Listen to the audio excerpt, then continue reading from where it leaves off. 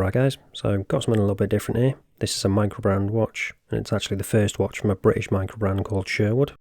And it's already been successfully funded on Kickstarter, but you can now pick it up on their website. So this is the Sherwood Commander. So as you probably guessed, with a name like Sherwood, it's actually coming from around that area in the UK, so near Sherwood Forest. So they've actually taken a few design cues based off of that. And if the name Sherwood sounds familiar, that's probably because you know it from Robin Hood. So that's also tied in with it as well. But we'll get into that as we get into the review. We'll talk about it in a bit more detail, because there are quite a few nice design touches. We've also got quite a nice box with this as well. So I don't normally talk about the packaging, but with this one, I thought I would. So we've got the Sherwood branding on there, with that arrow through the D. Again, do quite like that. Just pop this down and I'll show you what it's like inside. So we've got the little buckle bit on the front there. Pop it up. So this paperwork, you do actually get on the bigger outer box, but I've just put it in here so I can show you briefly, because I thought it was quite a nice little touch. So we've got a picture in the background there of that major oak, which is a famous tree and landmark in Sherwood Forest, and then just thanking you for buying the watch. And obviously, if you want to share any pictures on their Instagram, it's got a link to that too. Getting back to the box though, you can see it's a pretty nice design. So we've actually got some nice metal hinges on there, so it's not a cheap one. It's a pretty substantial box. And then we've got this really nice orange design, and then you can see that watch peeking out in there. So we'll open that up. I'll quickly show you what else you get in there other than the watch. So first off, we've got the warranty card, which is actually wood, which is a nice little touch again. And it's a 2-year warranty, so not just a 1 year like some other brands you occasionally get. And then the only other thing you've got in there is this little cardboard sleeve, which has got a branded cleaning cloth, but I'm not going to show you that. But then obviously we've got the main event, which is the watch, so I'll get all this out of the way and we'll get right down into the review now. And here it is. So as you've seen already, I've got the green dial version, but if you're not keen on this, they also do it in black and blue. But for obvious reasons, I went for the green one, with it being Sherwood, associated with Sherwood Forest. I just think the green works best. Plus, in my opinion, I think it is the best looking of the bunch, but let me know down in the comments, which one would you be going for? So when it comes to the dimensions, I've actually got them measuring slightly smaller than it states on the website for some bits. So starting with the diameter, we've got 40mm there, and then thickness is coming in at 12mm. Lug width is 20mm. Then when it comes to the all-important lug to lug, that's coming in at 47.5, but we have actually got male end lengths on this, so the effective lug to lug is actually slightly larger, but as you can see, they do drop down pretty much in line with those lugs, so it is only ever so slightly larger, so it's around 49.8.9, something like that. But again, because they curve, they do wear better than that would suggest. When it comes to the weight on the supply bracelet, with all the links included, it's coming in at 160 grams, and then size for my 7-inch wrist, it's coming in at about 147. So now let's talk about the clasp and the bracelet a bit. Starting with the clasp. So we've got the Sherwood branding on there, again with that really nice design with that D with the arrow. Got 3 levels of micro adjust, and then we've got the double pushers, milled clasp. Pretty standard. But then this is where it gets quite interesting, and I do quite like this design on this case back. So we've got this tree design on here, but it isn't just any tree, it's actually Major Oak, which is a historical landmark in Sherwood Forest, the one that was also on that bit of paper that I showed you at the start.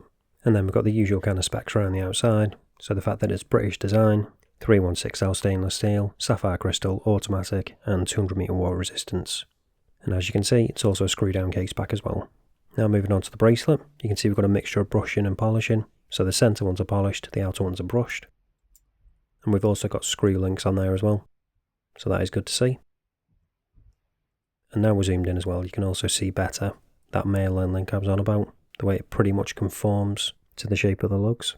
And basically wears more like a female end link, which I'll show you later on. Now moving on to the head of the watch, you can see we've got a nice sign crown there. Continuing that theme with arrows and Robin Hood and everything with that arrowhead.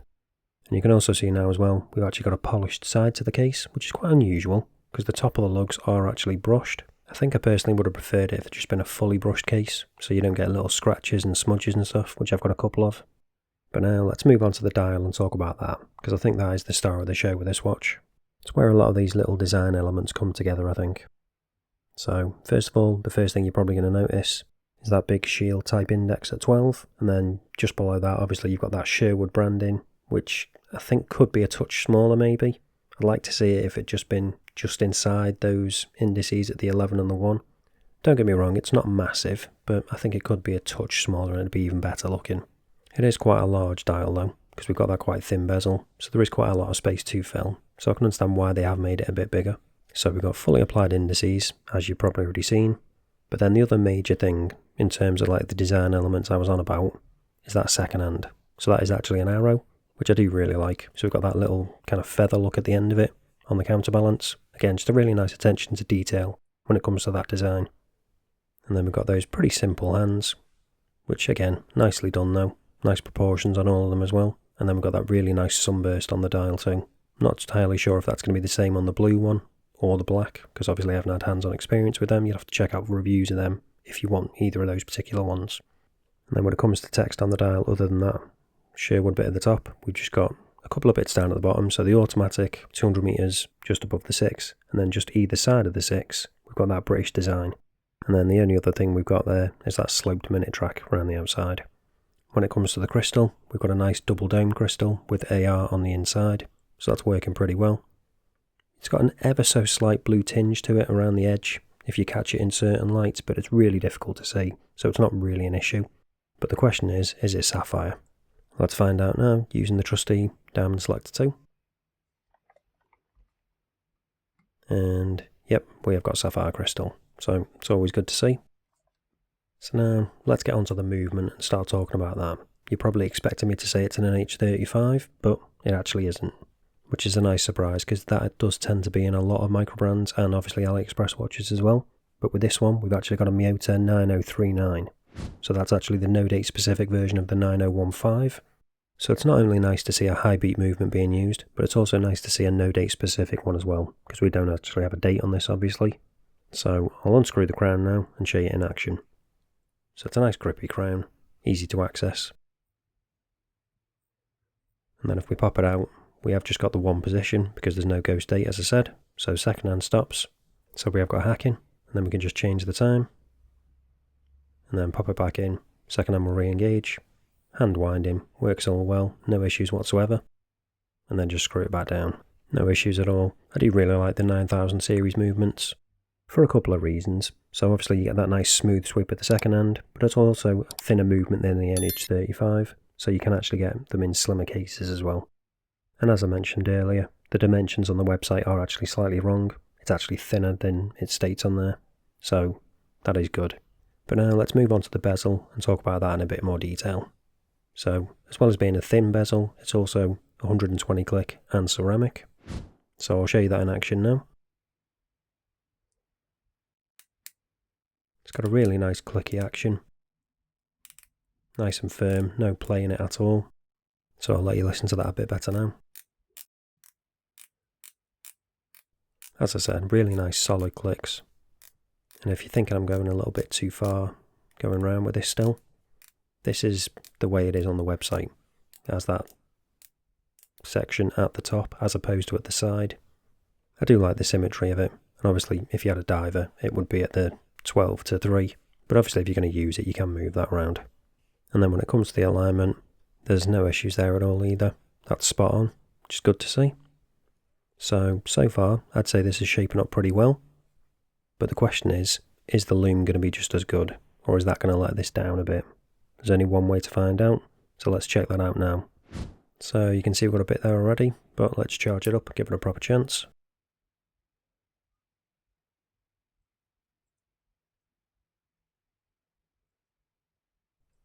And there we go. So initially at least it's looking pretty impressive. And as you can see we've got that nice green clove C3. So this is actually going to be slightly different if you go for the blue or the black version. They actually have BGW9. I normally prefer BGW9 myself, but I'm glad they went with the C3 on the green dial version because I think it just ties together better. So you can see we've got a good amount of loom on there, especially on those indices with that shield one at the 12 especially, because there's a lot of surface area to play with there. Good amount on the hands as well. We've even got a little bit on that arrowhead on the second hand, but I'm not sure if that's going to be able to hold on that long because it is quite small, but we'll see. It's also nice to see that the bezel is fully loomed as well. It's a nice touch.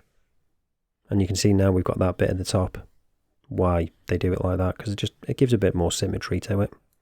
But again, if you don't want to wear it like that, it's up to you.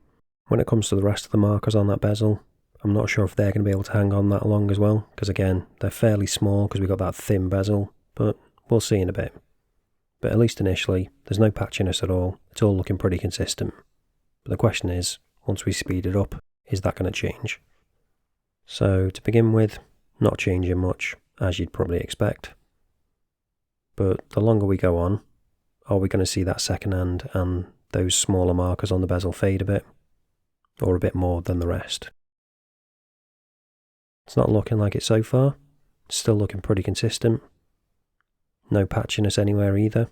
I'm really surprised that bit on the second hand especially is still visible. Yeah, it's faded a bit, but not as much as I thought it would have.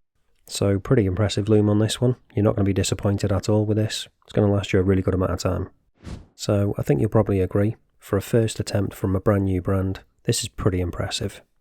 There's not really any glaring negatives with this.